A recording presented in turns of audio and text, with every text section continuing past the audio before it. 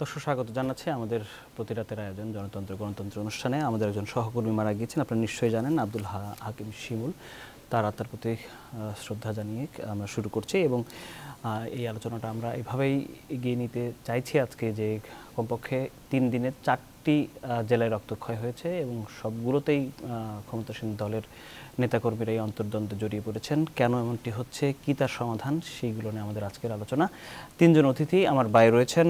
অধ্যাপক ডক্টর হাবিব মিল্লাত মুন্না, সংসদ সদস্য বাংলাদেশ আওয়ামী লীগের, রয়েছেন সাংবাদিক আবু সাইদ খান এবং রয়েছেন নীলুফার চৌধুরী মনি, সাবেক সংসদ সদস্য বিএনপির।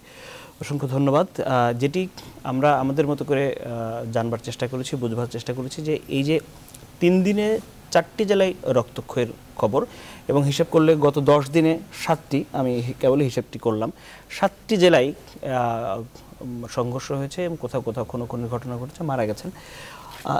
এটি কেন হচ্ছে, নিশ্চয়ই হাবিব মোল্লা আপনার কাছে এর জবাব আছে, কিন্তু একজন সিনিয়র সাংবাদিক হিসেবে আবু সাইদ খান, আমি আপনাকে দিয়ে অনুষ্ঠান শুরু করতে চাই যে আপনার দীর্ঘদিনের পর্যবেক্ষণ কি বলে, কেন এমন হচ্ছে?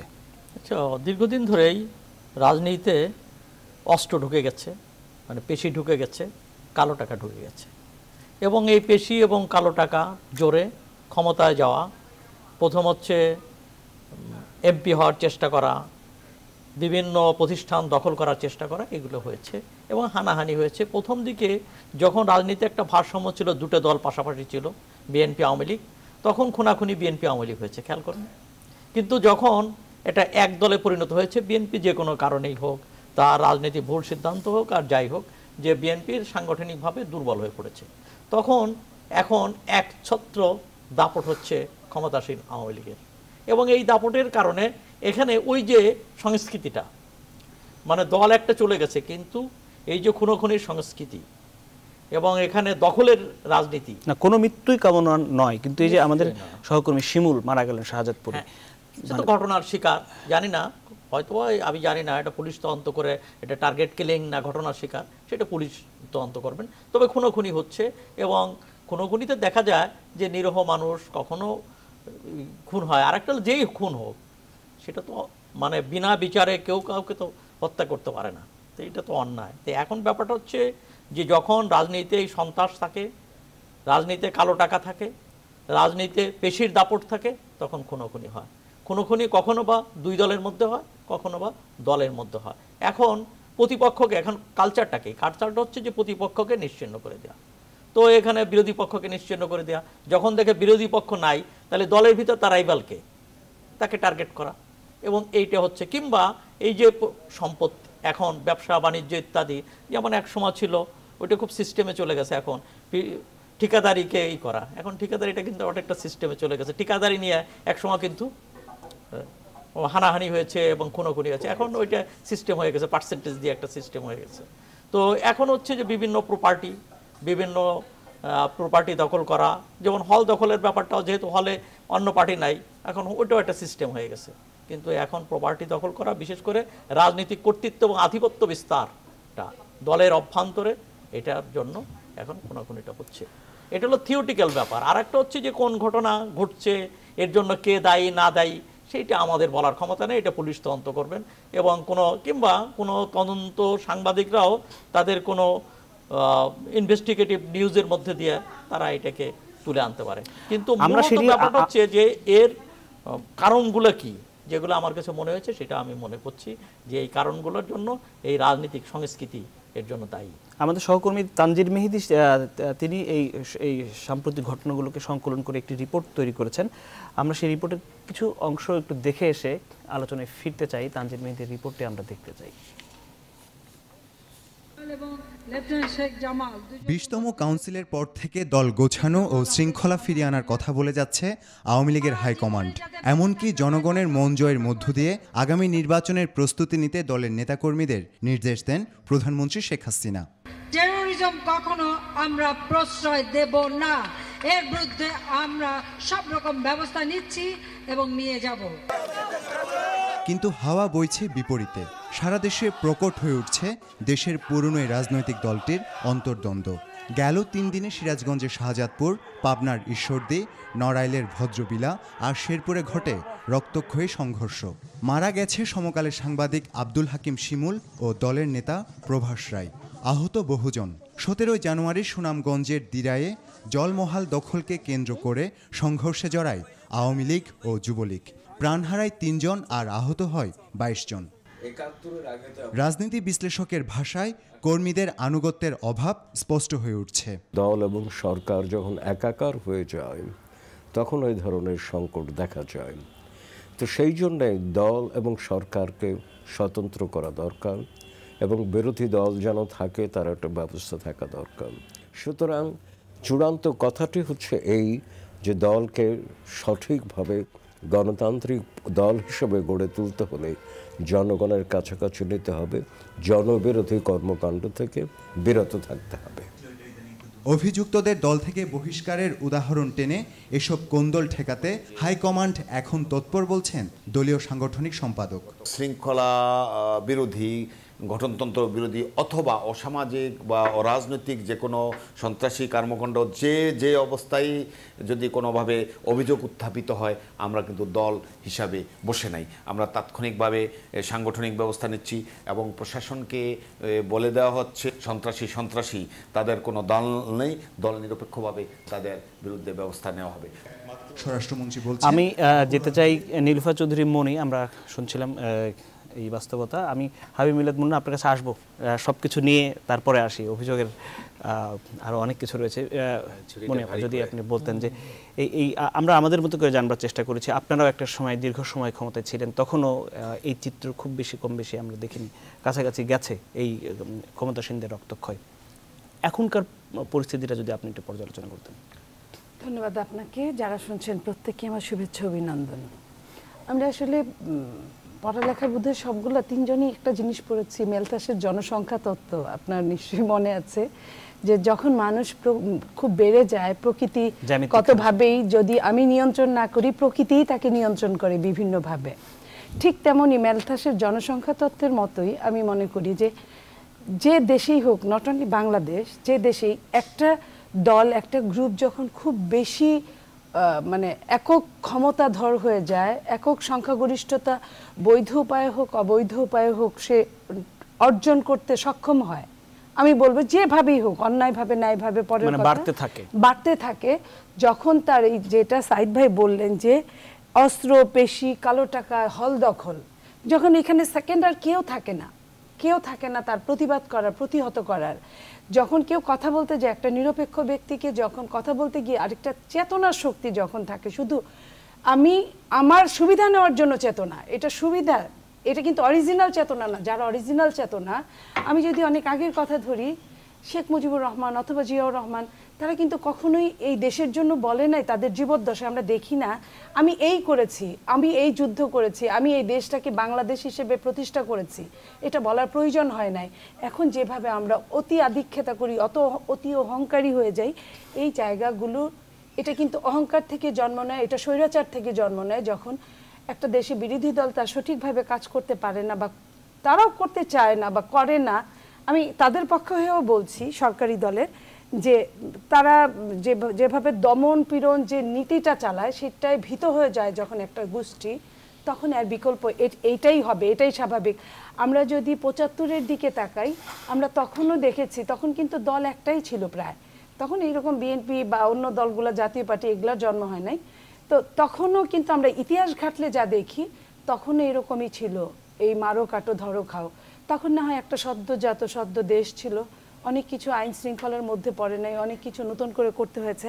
কিন্তু আজকে স্বাধীনতার এই 45 বছর পরে যদি আমরা দেখি, আপনার কথা মতোই যেটা আমরা দেখলাম এইখানে প্রতিবেদনে, যে 4টি জেলায় যে আওয়ামী লীগের গ্রুপিং এবং গত 10 দিনে 7 জেলার যে সংঘর্ষ হয়েছে, এবং আমরা এইখানে দেখলাম যে টিমটাকে কিভাবে কাটা হয়েছে, সেইখানে একটা সাংবাদিক বা একটা মানুষ, সাংবাদিক বলি যাই বলি, সে একজন মানুষ, তারা কিছুই না। আজকে এটাকে অবশ্যই আমি বিচ্ছিন্ন বলতে পারি না, সাংবাদিক বা যেই হোক, ওখানে যে সাংবাদিককে দায়িত্ব পালন করতে গিয়ে সে আজকে আমাদের কাছ থেকে নিহত হয়েছেন, কিন্তু সেই সাংবাদিকটা তার দায়িত্ব সে সঠিকভাবে পালন করেছে, কিন্তু তার নিজের জীবনটা বাঁচাতে পারে নাই। এই জীবনটা বাঁচানোর নিশ্চয়তা দেওয়ার মালিক কিন্তু আমি যদি একটা দেশ একটা সার্বভৌমত্বের কথা বলি তাহলে একটা দেশের সরকার। আজকে সরকার এবং আওয়ামী লীগ মিলে একাকার হয়ে গেছে। এই একাকার হওয়ার জন্য আজকে এটা হচ্ছে, আজকে বিরোধী দলকে বের হতে দিচ্ছে না, এটার জন্য এটা এই অবস্থাটা হচ্ছে। আজকে বিরোধী দলের নেতাকর্মীদেরকে যেভাবে পেটানো, গুম করা, খুন করা হতো, আজকে আওয়ামী লীগ সরকারের সময় দুঃখের সাথে জানাচ্ছি, যাদেরকে আমরা জাতির বিবেক বলি, এবং এই সাংবাদিকরা বর্তমান সরকারের জন্য অনেকটুকু করেছে, তাদের নৈতিকতা স্খলন করেও করেছে, আজকে তারাই কিন্তু ওই একই জায়গায় পতিত হয়েছে, ওই হিটলারের সেই নেতার মতো, যে আজকে তো ওকে মেরেছে, আমার তো কিছু হয় নাই, কালকে তাকে মেরেছে, আমার কিছু হয় নাই। একদিন যখন সেই নেতাকে মারতে যায় তখন আর কেউই থাকে না। আমি আওয়ামী লীগকে বলবো, আওয়ামী লীগ এই দেশের একটা অংশ, এই আওয়ামী লীগের লোকজন সবই এই দেশের নাগরিক, আমাদের মতোই নাগরিক হতে পারে, তারা ক্ষমতায় আছে। এখনও যদি রাষ্ট্র না টেনে ধরেন তাহলে বিএনপি তো তাও 10 বছর যুদ্ধ করে আমরা টিকে আছি, তাদের অত্যাচারে অতিষ্ঠ হয়েও আমরা টিকে আছি, কিন্তু তাদের জন্যই তারা টিকে থাকতে পারবে না। আমরা চাই না একটা গণতান্ত্রিক দেশে একটা দল এইভাবে ধ্বংস হয়ে যাক। আজকে যতটা অন্যকে কিছু কথা রাখেন, আমাদের তো আরো কিছু কথা রাখেন, আমাদের দরকার হবে হাবিবুল্লাহ মুন্না। আগামী দিন তাদেরই এই অবস্থা আরো বেশি করে ক্রমবর্ধমান হারে হবে, মেলতাসের জনসংখ্যার তত্ত্বের মতো। অনেক কথা হচ্ছে আপনাদের দল নিয়ে, যে দলটি টানা 8 বছর বেশি ক্ষমতায় রয়েছে এবং দেশের উন্নয়ন হচ্ছে, অনেক বেশি উন্নয়ন দৃশ্যমান, তারপরও এত অভিযোগ, এগুলা তো আপনাদেরকে শুনতেই হচ্ছে, কারণ বাস্তবতার কাছাকাছি। ধন্যবাদ আপনাকে, ধন্যবাদ দর্শকদেরও। প্রথমত, যেহেতু আমি সিরাজগঞ্জ জেলার অধিবাসী এবং আমার সিরাজগঞ্জের একজন সাংবাদিক আব্দুল হাকিম শিমুল ভাই মারা গেছেন, তারা রুহের মাগফিরাত কামনা করি, এবং সাথে সাথে তার মৃত্যুর খবর শুনে তার নানি, যিনি ছোটবেলা থেকে তাকে লালন পালন করেছেন, তিনিও মারা গেছেন। দুজনের জানাজায় একসাথে হয়েছে। ইচ্ছে ছিল জানাজায় যাওয়ার, কিন্তু আমি দেশের বাইরে থাকার কারণে জানাজা, আমি আজকে দুপুরে দেশে ফিরে আসছি 2টোর দিকে, তার আগে জানাজাটা হয়ে গেছে। এসে ফোনে কথা বলেছি, সত্যিকার অর্থে মনটা খুবই খারাপ। তারপরে যখন শুনলাম এই নিয়ে আজকে আলোচনা হবে, ভাবলাম একটু যাই, কি হয়েছে খবর। অনেক ধন্যবাদ, এমন একটি সময় আপনি আমাদের মুখোমুখি হয়েছেন, এটি অনেকে হন না আর কি। না, আমি হয়েছি এই কারণে, কারণ আমি জেলা আওয়ামী লীগের ভারপ্রাপ্ত সাধারণ সম্পাদক, আমার একটা দায়িত্ব আছে, দলের সিরাজগঞ্জের দলের প্রতিও আছে, দলের জনপ্রতিনিধি হিসেবে এমপি হিসেবেও আছে। আপনারা দেখেন, অতীতকালে, অতীত নিয়ে আমি কথা বলবো না, আমি আজকের ঘটনা নিয়ে প্রথমে একটু বলবো যে আমাদের উপর যেই মারা যাক না কেন, একজন সাংবাদিক মারা গেছে, তিনি একজন মানুষ, তিনি সাংবাদিক না অন্য পেশাদার হতে পারতেন, যেই হোক না কেন, তার মৃত্যু কখনোই আমরা মেনে নিতে পারি না, এবং যে এর জন্য দায়ী তার কঠোর শাস্তি দাবি করি। এবং শুধু না, আপনারা দেখতে পাবেন কঠোর শাস্তি হয়েছে, আমরা এটা কখনোই ছাড়বো না। প্রথমত, ঘটনাটি শুরু হয়েছিল পরশুদিন থেকে।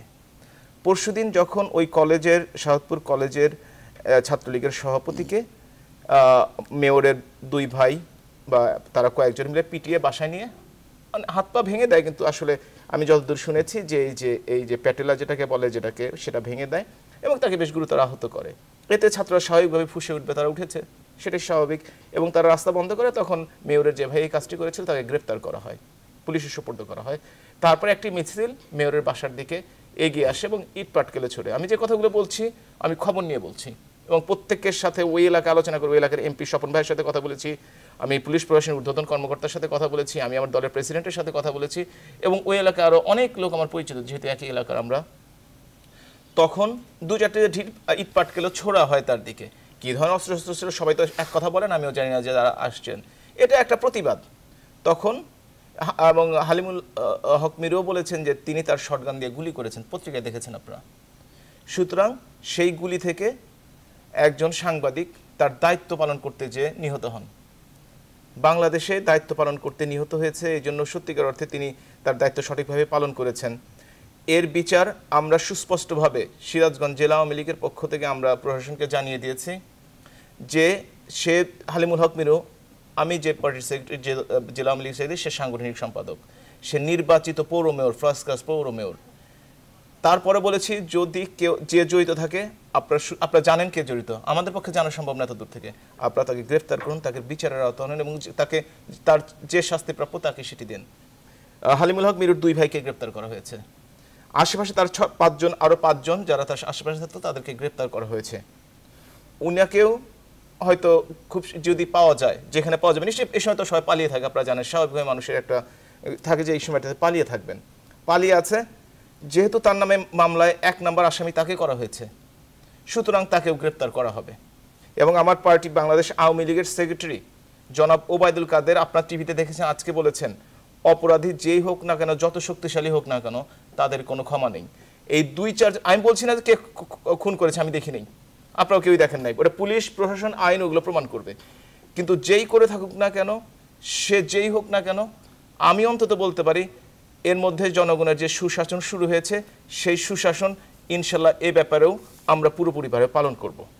আমি একটু বলতে চাই যে আপনি এই ঘটনার বিচার হচ্ছে, শাস্তি দিবেন, আমরা খুবই আশাবাদী আপনার এই কথাই। আমাদের একজন দর্শক আছে, তার সাথে তার প্রশ্নটি নিয়ে আমি আমার পরের আলাপে যেতে চাই। দর্শক, আপনার নাম বলে প্রশ্নটি করবেন। আসসালামু আলাইকুম স্যার, আমি শাহজাহান কবির বেগমগঞ্জ নোয়াখালী থেকে। আমার প্রশ্ন মনি ম্যাডামের কাছে, যে বিদ্যমান যে রাজনৈতিক সহিংসতা, এটা কি আপনাদের শেষ আমল যেটা 2001-2006 ওটাকে হার মানাচ্ছে কিনা? আমি এই আলাপে নিশ্চয়ই আসবো। আমি শুরুতে এরকম একটু ইঙ্গিত দিয়েছিলাম যে সব দলের সময় আসলে এই ধরনের বাস্তবতার মুখোমুখি আমাদের হতে হচ্ছে। হাবিবে মিলাদ মুন্না, যেটি আপনি বলছেন যে এই ঘটনা সুনির্দিষ্টভাবে বিচার করা হবে, মেয়রের 2 ভাইকে ধরা হয়েছে, এমনকি মেয়রকেও ধরা হবে হয়তো যে কোনো সময়, কারণ এখন পর্যন্ত অভিযুক্ত তিনি। এবং এই ঘটনা আমরা আমাদের একজন সহকর্মীকে হারিয়েছি। জানতে ইচ্ছে হয় যে শুধু এই আপনারা বলছেন খুব, এবং মাননীয় স্বরাষ্ট্রমন্ত্রীর কথা আমরা মাঝে মধ্যেই পাচ্ছি যে দৃষ্টান্তমূলক শাস্তি দেওয়া হবে, তাতে তো হচ্ছে না। আমরা বিশাল তালিকা করতে পারি যে গত 1 মাসে কি ধরনের মানে লঙ্কাকাণ্ড ঘটে গেছে বাংলাদেশে, এবং সবগুলোর সাথে ক্ষমতাসীন রাজনৈতিক দলের সহযোগী সংগঠনগুলো ওতপ্রোতভাবে জড়িত। কারণ এখানে খুব বাস্তব যে আপনাদের ভাষায় অথবা বিএনপির ভাষায় যে তাদের মাঠ পর্যায়ের যে সাংগঠনিক অবস্থা, সেটিকে দুর্বল করে ফেলা হয়েছে বা হয়ে গেছে। সেই অবস্থায় শুধু 1-2টি ঘটনার বিচারের এমন আপনি যেভাবে বললেন, সেটি কি যথেষ্ট? এটার বিস্তার ঘটছে কেন, সেটি আসলে আমাদের আজকে খেয়াল করে দেখেন, 2-3টে জিনিস খেয়াল করেন। বিএনপি দুর্বল হয়েছে কি বিএনপি মরে গেছে সে নিয়ে আমি কথা বলতে চাই না। বিএনপির রাজনীতির সাথে আমার কোনো সম্পর্ক নেই, আমি আওয়ামী লীগ নিয়ে কথা বলতে পারবো। জি জি, কিন্তু আপনারা বলেন আর কি যে বিএনপি, আমরা সবসময় বলি, কারণ আমরা দেখতে পাচ্ছি, কিন্তু সেটা বিএনপি নিজেই যখন স্বীকার করছে তখন আমার বলার দরকার নেই। উনি আবার নিজেই বলেছেন বিএনপি দুর্বল হওয়ার কারণে এই অবস্থা হচ্ছে। ঠিক আছে, দুর্বল হয়েছে, আমরা খুশি, তারা সবল হলে তারা খুশি হবেন। তো আমি যে কথাটি বলতে যাচ্ছি সেটা হচ্ছে যে বাংলাদেশ আওয়ামী লীগ এবং সরকার সম্বন্ধে আমার মতামত কঠিন। এ কারণেই কঠিন, আমি একজন সংসদ সদস্য, আমি কিন্তু সরকারের কোনো পার্ট না, আমি হচ্ছি বাংলাদেশ আওয়ামী লীগের পার্ট। এবং বাংলাদেশ আওয়ামী লীগ একটি বিশাল দল, 66 বছরের পুরনো একটি দল। প্রত্যেকটি গ্রামে যান, প্রত্যেকটি এলাকায় যান, প্রত্যেকটি বাড়িতে যান, 2-1 কর্মী সমর্থক পাবেন। আমরা হাজার হাজার ভোট দিলেও 40% ভোটের নিচে আওয়ামী লীগ কোনোদিন 38-37 এরকম একটা ভোট পায়, কিন্তু বিশাল ভোট ব্যাংক কিন্তু রয়েছে এবং তাদের সমর্থক রয়েছে আরো অনেক বেশি। সুতরাং তাদের কিছু কিছু কর্মকাণ্ডের জন্য আমরা যে বিব্রত হচ্ছি না তা কিন্তু নয়। আপনারা দেখেন, কিন্তু আপনারা কিন্তু বলছেন, আপনাদের হাইকমান্ড থেকে কিন্তু বলা বলছে, হ্যাঁ বলছে। এবং সাথে সাথে একটা ব্যাপার খেয়াল করে দেখবেন যে আমরা যে বিচারহীন সংস্কৃতি নিয়ে বড় হয়েছি। আপনি যখন ছোট ছিলেন আপনি দেখেছেন বঙ্গবন্ধু শেখ মুজিবুর রহমানকে হত্যা করা হয়েছে নৃশংসভাবে, পরিবারের প্রত্যেকটি সদস্য সহ জাতির জনককে সংবিধানে এনে সেই বিচার রহিত করা হয়েছিল। এমনকি আমি বলি বিএনপির যিনি প্রতিষ্ঠাতা জেনারেল জিয়াউর রহমান, তার হত্যাকাণ্ড বিএনপি ক্ষমতায় থাকা অবস্থায় বন্ধ করে দিয়েছে, বিচার করে নাই। বলতে পারেন আওয়ামী লীগ ক্ষমতায় থাকলে বন্ধ করতে পারতো, কিন্তু বিএনপি ক্ষমতায় থাকা অবস্থায়, কথা শেষ করে নিই। এই যে বড় বড় হত্যাকাণ্ডগুলো বিচার না হওয়ার জন্য মানুষ উৎসাহিত হয়ে উঠেছিল। এই জন্য যখন বিএনপির সময় 21,000 আওয়ামী লীগের নেতাকর্মীকে হত্যা করা হয়েছে, কোনো বিচার হয় নাই। জাসদের হাতে হাজার হাজার আওয়ামী কর্মী মারা গেছে, সে সময় বিচার করার সুযোগ পাওয়া যায় নাই। 21টি বছর আওয়ামী লীগ ক্ষমতার বাইরে ছিল। ক্ষমতায় ফিরে আসার পরে আওয়ামী লীগ সুশাসন প্রতিষ্ঠা করার চেষ্টা করছে। আমাকে তো 1 মিনিট বলতে দেন। বঙ্গবন্ধুর বিচার কার্য এবং তার যে শাস্তির আংশিক কলঙ্কমুক্ত হয়েছি, জাতীয় 4 নেচার বিচার করা হয়েছে। আমি এই টকশোতে আসতাম যখন 7 খুন হলো নারায়ণগঞ্জে, আমাকে মনে হয় সবাই গিলে ফেলবে, তারপর সাহস করে এসেছিলাম, বলেছিলাম একটু ধৈর্য ধরেন, এই হত্যাকাণ্ডের বিচার হবে, এই কথা বলে গেলাম। হত্যাকাণ্ডের বিচার হয়েছে, 7 জন মারা গেছে, আমরা খুবই দুঃখিত। 35 জন, তার 5 গুণকে শাস্তি দেওয়া হয়েছে। আপনারা যদি দেখেন বাংলাদেশে যেভাবে জঙ্গির উত্থান হচ্ছিল, যেভাবে মানুষ মারা হয়েছিল হলি আর্টিজানে, কিংবা যেভাবে শোলাকিয়ায় মানুষ মারার চেষ্টা করা হয়েছিল, বাংলাদেশের নিরাপত্তা বাহিনী কিন্তু চেষ্টা করে যাচ্ছে। কিছু কিছু 16 কোটি মানুষের দেশ, যেখানে আমরা এখনো সবার কর্মসংস্থানের ব্যবস্থা করতে পারি নাই, যেখানে আমরা অর্থনৈতিকভাবে এখনো সচ্ছল করতে পারি নাই, তখনও কিছু কিছু ঘটনা ঘটবে। কিন্তু এই ঘটনাটা যদি হালিমুল হক মিরুর সংশ্লিষ্ট না হতো, একটা হত্যাকাণ্ড হতো, তাহলে কিন্তু টিভিতে এত ফলো করে হতো না। সে আমাদের একজন বড় নেতা, তাকে আমি দোষারোপ করছি না, পক্ষেও কথা বলছি না, কিন্তু সে এর সাথে সরাসরি যুক্ত হওয়ার কারণেই কিন্তু এরকম হত্যা কিন্তু আরো 2-4টা হয়েছে, তা নিয়ে কিন্তু কথা হচ্ছে না। তারপর আওয়ামী লীগ হিসেবে মনে করি, একজন আওয়ামী লীগের কর্মী হিসেবে মনে করি, আমাদের দলের কেউ যদি এই কাজটি করে থাকে, অবশ্যই যে মারা গেছে সে কিন্তু দলের কেউ না, সে দলের সাথে সম্পৃক্ত, সে একজন পেশাজীবী সাংবাদিক এবং সে পেশার দায়িত্ব পালন করতে গিয়ে মারা গিয়েছে। কিন্তু ঘটনা ঘটেছে আমার দলের দুপক্ষের মধ্যে। আমি আসবো আবার আপনার কাছে, আবু সাইদ খান আপনার কাছে যেতে চাই। যে জবাবগুলো দেওয়ার চেষ্টা করলেন হাইওয়ে মিল্লাত মুন্না, আপনি কি এতে কনভিন্স যে হ্যাঁ?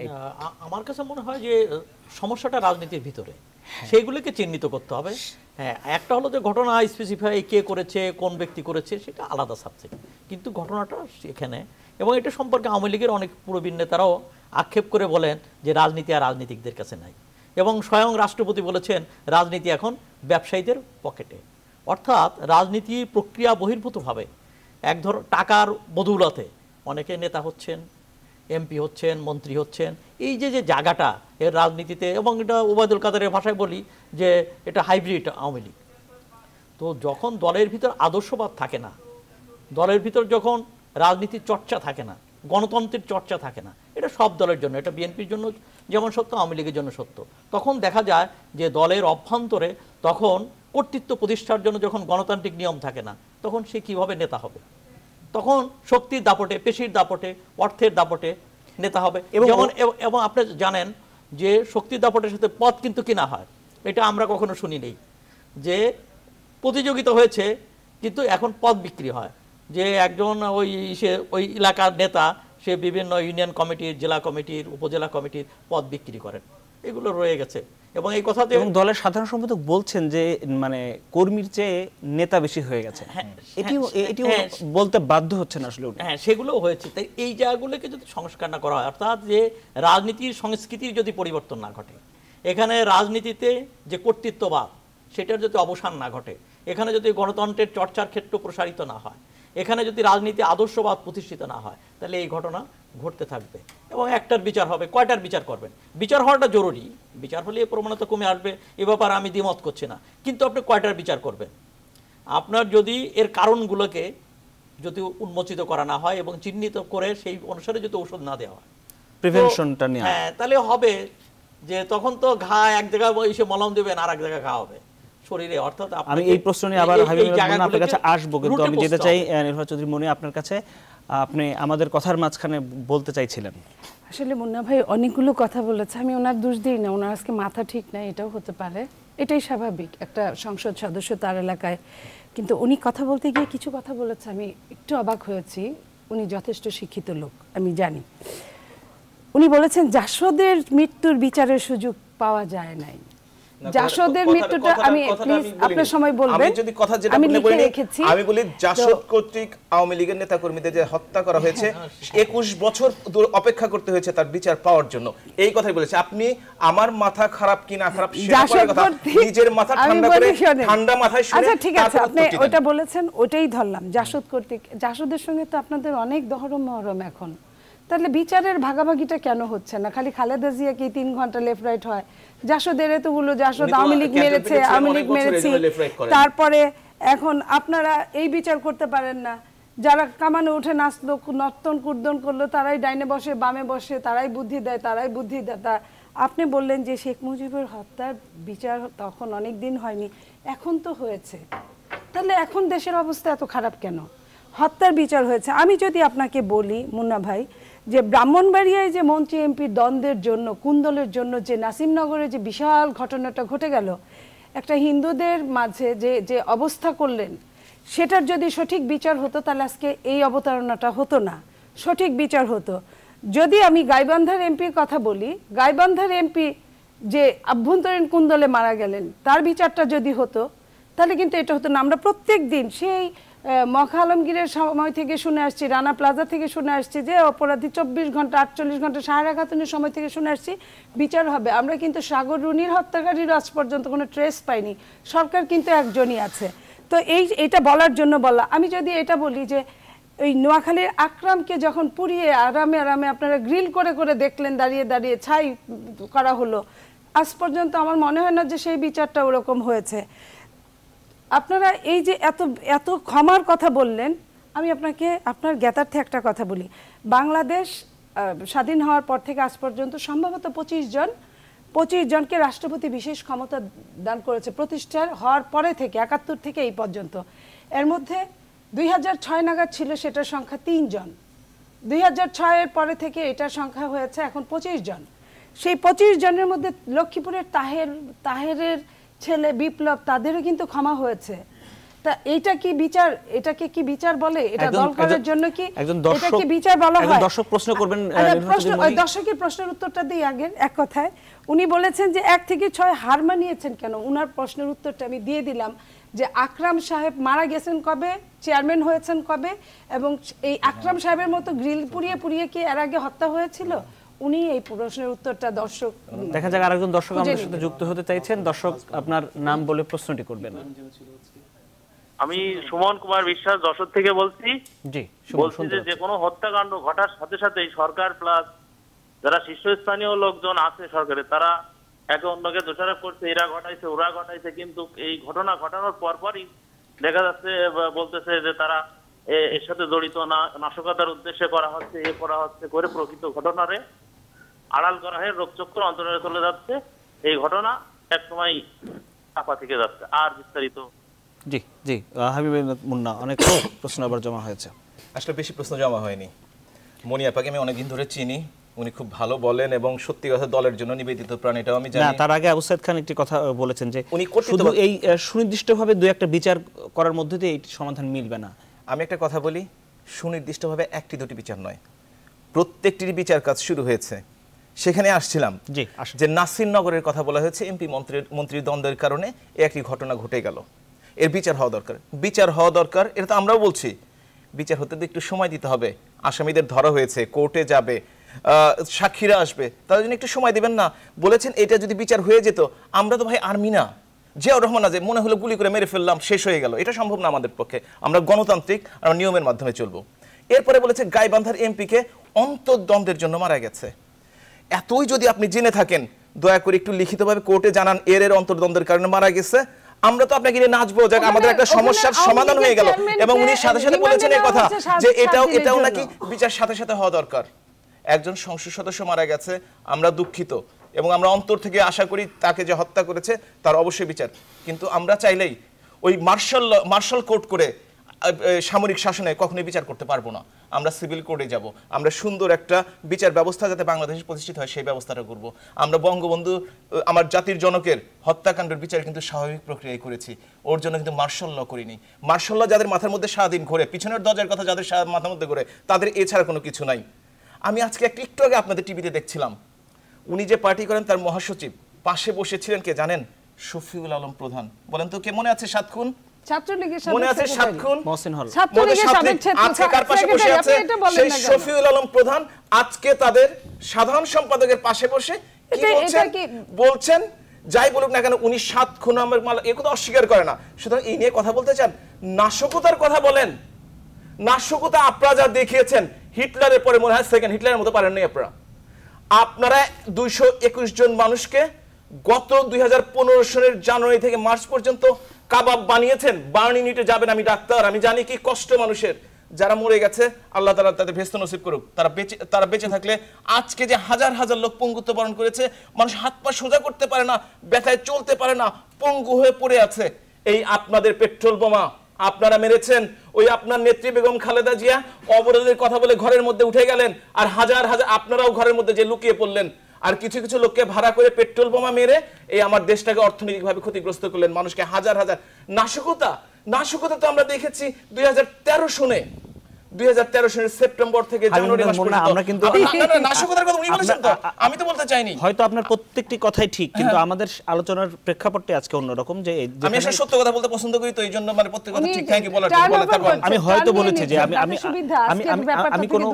আমি কোনো বিষয় পুরনো কোনো বিষয় আসলে যেতে চাই না, কারণ আমরা আমাদের একজন সহকর্মীকে হারিয়েছি, আপনি নিশ্চয়ই জানেন এবং আপনি দুঃখ প্রকাশ করেছেন, এবং যেটি হচ্ছে যে বিস্তার লাভ করছে। আমরা কিন্তু একটা কথা বলি, যদি আলোচনা এখানেই কনসেন্ট্রেট করেন, আমি যদি বলি সিরাজগঞ্জের শাহজাদপুর, পাবনার ঈশ্বরদী, নড়াইল থানার ভদ্রবিলা ইউনিয়ন, শেরপুরের আওয়ামী লীগের সদস্য অধ্যক্ষ গোলাম হাসান খানকে কুপিয়ে মারা হয়নি, হ্যাঁ মানে খুব আহত করা হয়েছে, গুরুতর আহত। সুনামগঞ্জের দিরায় 3 জন, সবকিছুই আমরা নিন্দা করি। সুনামগঞ্জের দিরায় জলমহল দখলকে কেন্দ্র করে 3 জন মারা গেছে, পিরোজপুরে একজন মারা যাননি, কিন্তু খুলনাতে একজন মারা গেছে। এই যে মৃত্যুর তালিকা মারা গেছে কত বছর না, এই বছরের শুরুর দিন, ওই তো 31 তারিখে। হ্যাঁ হ্যাঁ, এখন এই যে তালিকা, এটা কিন্তু আমাদের আপনাদের দলের লোকজন, যার কারণে এই পরিবেশ নষ্ট হচ্ছে, যার কারণে সাধারণ মানুষ ক্ষতিগ্রস্ত হচ্ছে, সাংবাদিক ভাইরা মারা যাচ্ছে, এর দায় তো আপনাদেরকে নিতে হবে। অবশ্যই সরকারে যখন থাকে দায় দায়িত্ব বলেন, বিচার করার দায় দায়িত্ব। এখন আজকে দেখেন, সারা উন্নত বিশ্বের দিকে তাকিয়ে দেখেন, আমেরিকায় একদিনে যা ঘটছে বাংলাদেশে 100, আমি তুলনা করছি না, জাস্ট কথার কথা বলছি। আমেরিকায় 1 মাসে যে কয়জন মারা যায় গুলিতে, সারা বাংলাদেশে সব যোগ করলেও বিএনপির যেগুলো যোগ করেন ওগুলো যোগ করেন, তত লোক মারা যাবে না। তার অর্থ বলি না যে আমরা আমেরিকাকে ফলো করছি, তার অর্থ আমাদের নিজেদের শক্তি সামর্থ্য নিয়ে আমাদেরকে চলতে হবে এবং আমাদেরকে সৎভাবে সবাইকে সহযোগিতা করতে হবে। এখন আমরা কথা বলা শুরু করলেই যদি বিএনপির পক্ষ থেকে, অন্য পক্ষ থেকে, যেমন আজকে জেনারেল এরশাদ খুব ভালো বলেছেন যে এই বিচার মেনে নেওয়া যায় না, আমরা তাকে সাধুবাদ জানাই, কারণ তিনি বলেছেন আমরা যে কথা বলছি উনিও ঠিক তেমনভাবে রিয়াক্ট করেছেন সাংবাদিকদের পক্ষে। শুধু সাংবাদিক নয়, যে কোনো মানুষ মারা গেলে তার পক্ষে আমরা রিয়াক্ট করব, আমরা জনগণের পক্ষে কথা বলবো, আমরা সেই কাজটি আমরা করতে চাই। কিন্তু সেই কাজটি যদি একজন করে মুখে স্বীকার না করে, আমরা কিন্তু অস্বীকার করছি না, আমরা কিন্তু অস্বীকার করছি না যে আমাদের সাংবাদিক, আমার ভাই শিমুল মারা গেছে আমাদের কারো না কারো গুলিতে, আমরা স্বীকার করছি। এবং স্বীকার করার কারণ এটাই যে আমরা অস্বীকার করি না, আমরা মনে করি তার বিচার হওয়া দরকার এবং এমন শাস্তি হওয়া দরকার যাতে আশেপাশে সারা বাংলাদেশের মানুষ বুঝতে পারে, যেমন নারায়ণগঞ্জের 7 খুনের মামলায় মানুষ টের পেয়েছে, খুন করে আর যাই হোক আত্মীয় হলেও পার পাওয়া যাবে না। এইটি আমরা প্রচার করতে চাই, এইটি আমরা দেখাতে চাই এবং জননেত্রী শেখ হাসিনা এই সুশাসনী প্রতিষ্ঠা করতে চান। আমাদেরকে একটা বিরতি নিতে হবে, আমরা বিরতির পরে এসে নিশ্চয়ই আমাদের অন্য আলোচনায় যাব। দর্শক এতক্ষণ আমাদের সঙ্গে যারা ছিলেন থাকবেন আশা করি, ফিরে আসছি একটা বিরতির পরে।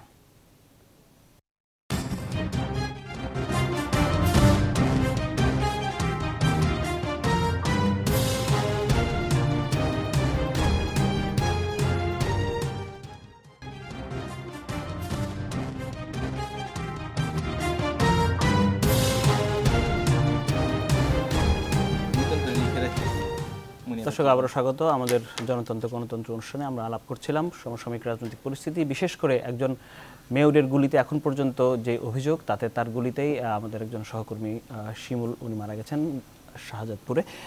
সেটি সহ আওয়ামী লীগ যে বিভিন্ন দেশের বিভিন্ন জেলায় আওয়ামী লীগের উপদলীয় তাদের যে কোন্দল, সেই কোন্দলের জের ধরে যে মানুষ মারা যাচ্ছে, সেটি নিয়ে আমরা আলোচনা করছি। 3 জন অতিথি, বাম পাশে রয়েছেন আমার অধ্যাপক ডক্টর হাবিব মিল্লাত মুন্না, সংসদ সদস্য, রয়েছেন সাংবাদিক আবু সাইদ খান এবং বিএনপি নেত্রী নীলুফার চৌধুরী মনি।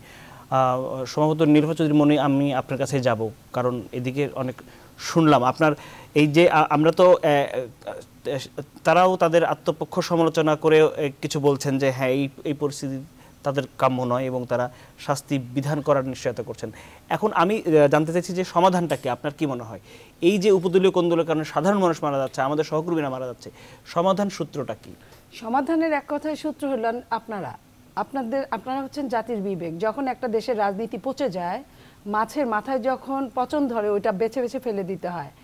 আপনারা যদি নিরপেক্ষ থাকেন, নিজেরা যদি ওয়াদা করেন যে হ্যাঁ আমরা আর কোনো সরকারের তুষামদি করবো না, সরি টু সে তুষামদি করবো না, আমরা আমাদের বিবেক নেই, এই দেশটা আমাদের সবার। যতটুকু বেশি বলেছেন, আমি এই বলাটা কিন্তু বলাটার কার্যকরণটা কতটুকু সেটা আমরা এখন কি দেখি।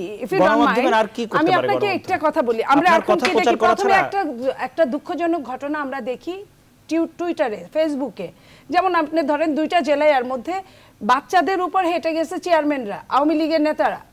তো বাচ্চাদের উপর এটা 2-3-4 দিন আগে দেখেছি ফেসবুকে, তারপরে দেখেছি টেলিভিশন, আপনাদের পত্রিকায়, তারপরে দেখেছি টেলিভিশনগুলোতে। এই যে দেখেন, সেটি তো সংবাদকর্মীরা প্রকাশ করেছে, সেটা কিন্তু প্রকাশিত হয়েছে, টেলিভিশনে প্রচারিত হয়েছে।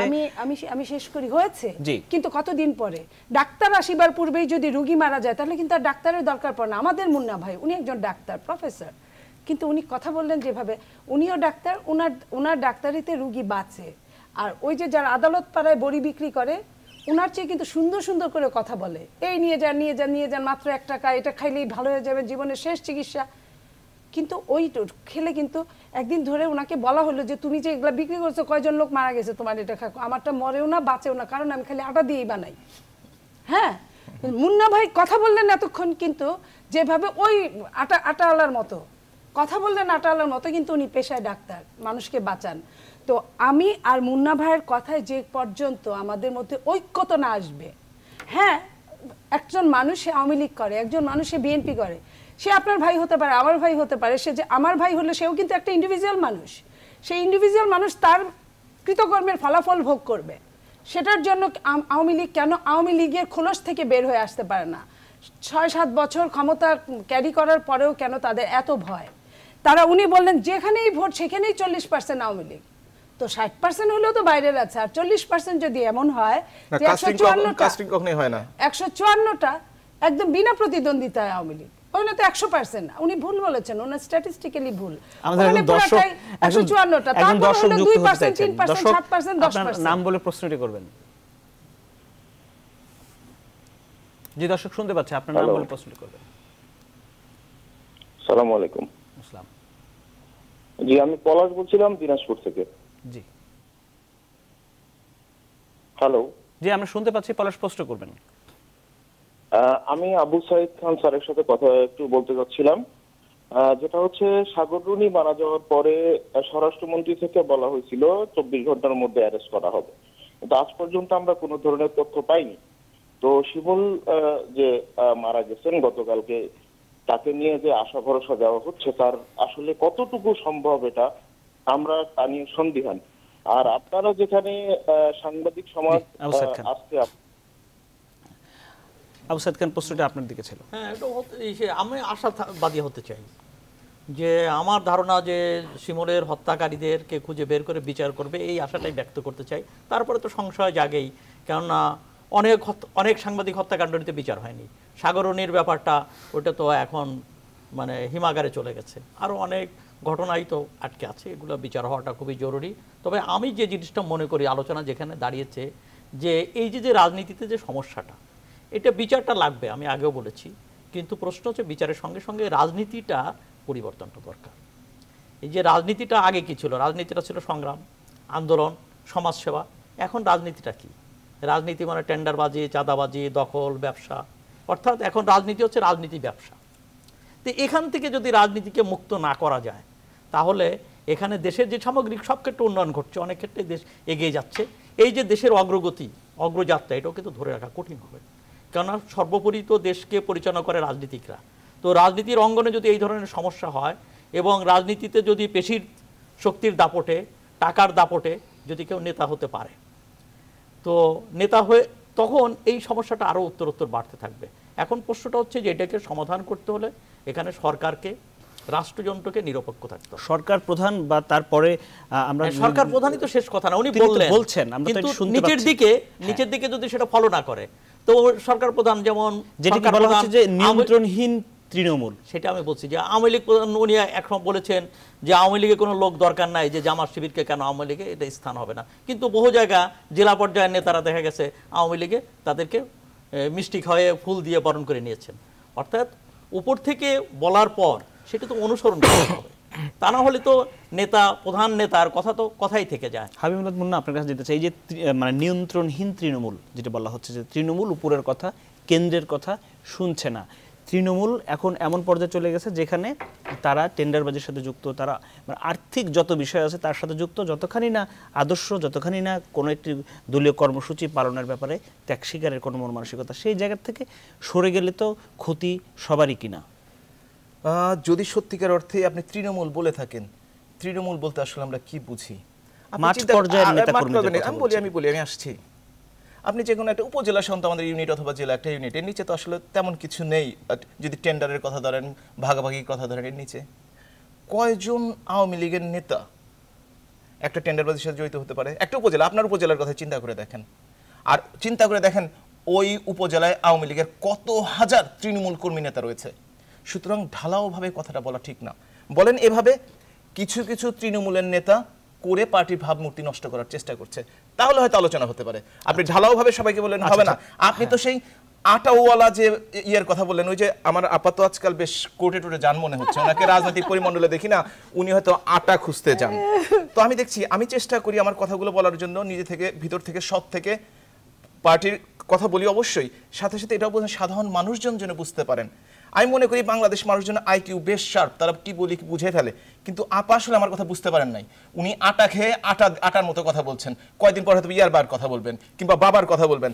আমি আপা একটা কথা বলি, বিরোধী দলে আছেন 10 বছর হলে, 10 বছর বিরোধী দলে আছেন, 10 বছর বিরোধী দলে আছেন, আর যদি 10 বছর থাকেন আপনাদের খুঁজে পাওয়া যাবে না।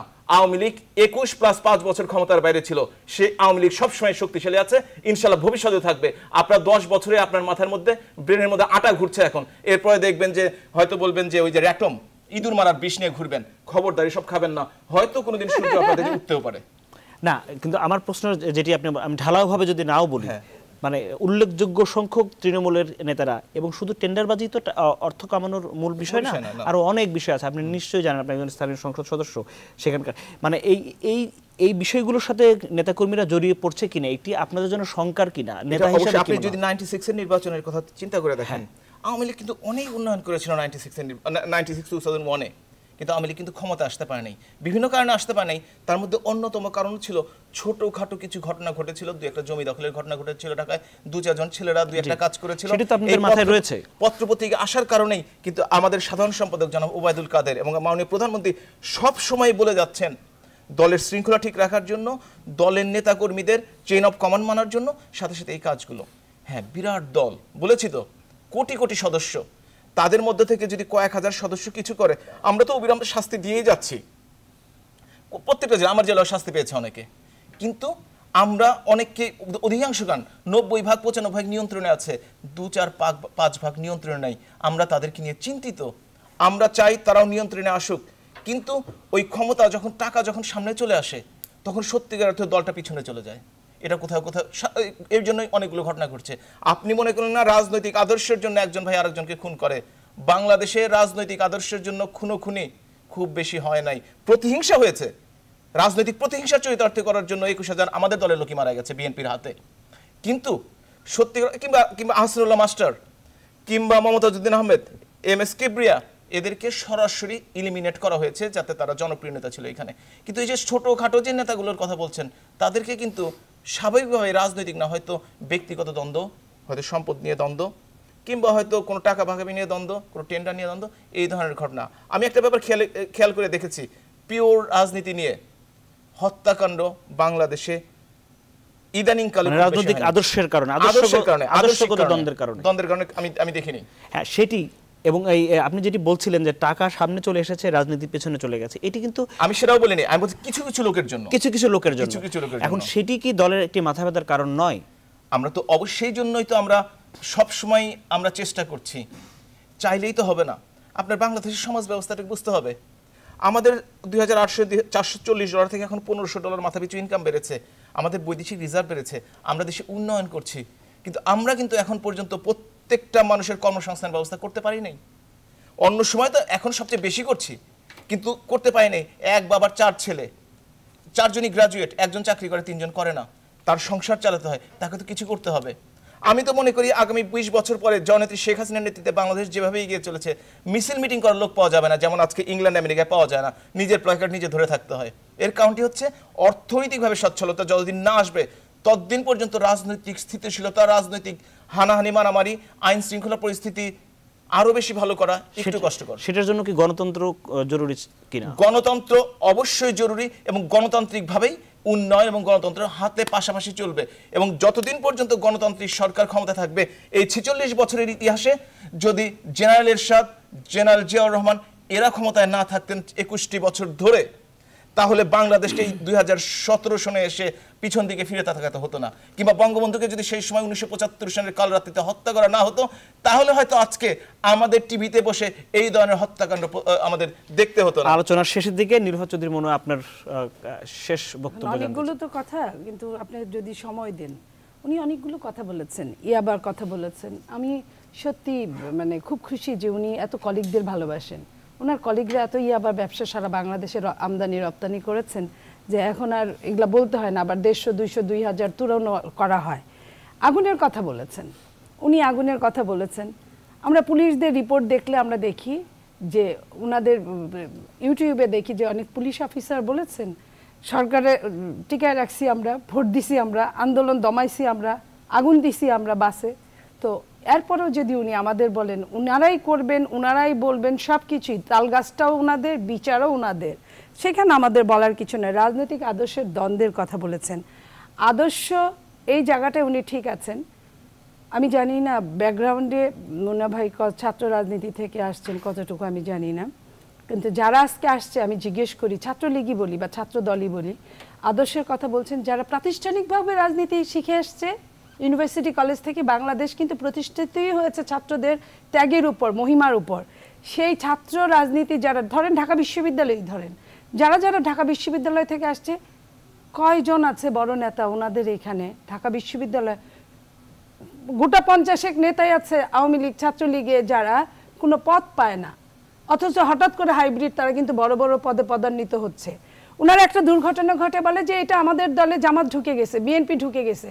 আমার কথা, ওনারা এত দৈন্য কেন, এত সর্বহারা কেন যে ওনাদের শিবিরের ছেলেকে নিতে হয়, বিএনপির ছেলেকে নিতে হয়, তারপরে দুর্ঘটনা ঘটার পরে এটা ওনারা করেছে? তাহলে আমি বলি আপনারা কিসের উপর দাঁড়িয়ে আছেন, কিসের উপর এত বড় বড় কথা বলছেন? উন্নয়নের কথা বলেন আপনি, আমি আপনাকে উন্নয়নের একটা রিপোর্ট, শেষের দিকে একটা রিপোর্ট বলছি লাস্টে, ওনার সব কথার উত্তর আমি দিলামও না, দিতেও সময় নাই, যে বাংলাদেশের আইএলওর জরিপ 2014 বলেছে বাংলাদেশে বেকারের সংখ্যা 3 কোটি, বেকারের স্থান পৃথিবীতে বাংলাদেশের স্থান 12তম। বিবিএস বাংলাদেশ পরিসংখ্যান ব্যুরো 15তে বলেছে বাংলাদেশের কর্মক্ষম বেকার হচ্ছে 26,30,000 মানুষ। আর ইউএনডিপির তথ্য মতে বাংলাদেশে 15 থেকে 24 বছর বয়সী বেকার যুবকের সংখ্যা 1,32,00,000। এগুলো কিন্তু আমার কথা না, এগুলো পৃথিবীর শ্রেষ্ঠ শ্রেষ্ঠ জরিপগুলোর কথা বললাম। তারপরে উনি কোথায় একটা সাঁকো হলো, কোথায় একটা উড়াল ব্রিজ হলো, সেটা নিয়ে যদি উন্নয়নের কথা সেই আলোচনা করবার আজকে সেটা আমি বলি। আমি দুইটা কথা বলবো। এক নাম্বার কথা হচ্ছে আমার আর আপনার ঐক্যমত যতদিন না হবে এই দেশটা মানুষ শান্তি পাবে না। অনেক ধন্যবাদ, অনেক ধন্যবাদ আবু সাইদ খান, আপনি যদি শেষ করেন 30 সেকেন্ডে। ব্যাপারটা হচ্ছে দুজনের ঐক্য ছাড়া, হ্যাঁ মিল্লাত সাহেব যথার্থই বলেছেন যে আওয়ামী লীগে অনেক সৎ ত্যাগী কর্মী আছে, আমি একমত। কিন্তু ব্যাপারটা হচ্ছে যে বিভিন্ন জায়গায় সৎ ত্যাগীরা কোণঠাসা হয়ে পড়েছে, দুর্জনেরা অনেক জায়গায় কর্তৃত্ব এবং নেতৃত্ব প্রতিষ্ঠা করেছে এবং তাদের দাপট বেড়েছে, এটা বন্ধ হওয়া দরকার। এই জায়গা থেকে আসা দরকার। এখানে উন্নয়ন মানে আমরা যে উন্নয়নের কনসেপ্টটাও কিন্তু আমরা ভুল দেখছি, আমরা ভুলভাবে অনুধাবন করছি। আমরা উন্নয়ন মানে কেবলমাত্র ইট পাথরের উন্নয়ন না, দালান কোঠার উন্নয়ন না, রাজনীতিরও উন্নয়ন দরকার, নৈতিকতার উন্নয়ন দরকার, আদর্শের উন্নয়ন দরকার। তো এখানে কিন্তু যে তত্ত্বটা দেওয়া হচ্ছে বেশি উন্নয়ন মানে বেশি অর্থনৈতিক উন্নয়ন, কম গণতন্ত্র, বেশি উন্নয়ন কম গণতন্ত্র, এই জায়গা থেকে কম গণতন্ত্রের এই কনসেপ্ট থেকে বেরিয়ে আসতে হবে। এখানে গণতন্ত্রের চর্চার ক্ষেত্রটা, জবাবদিহিতার জায়গাটা, স্বচ্ছতা জবাবদিহির জায়গাটাকে বাড়াতে হবে। এবং এটা আওয়ামী লীগ বিএনপি সবার জন্য ধন্যবাদ তিনজনকে আমাদের এই আয়োজনে আসবার জন্য। দর্শক আপনারা যারা সাথে ছিলেন তাদেরকে ধন্যবাদ জানিয়ে শেষ করছি। সবাই ভালো থাকবেন। শেষ সুযোগ দিলেন না।